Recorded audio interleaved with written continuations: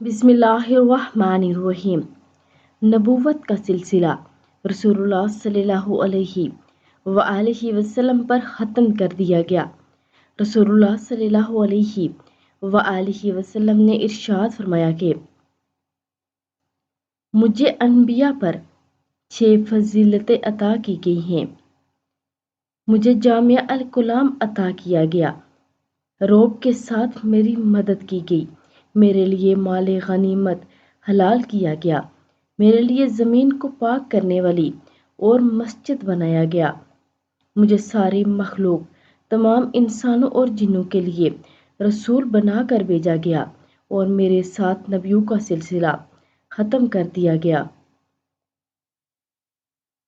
اب قیامت تک نہ کوئی نبی آئے گا اور نہ ہی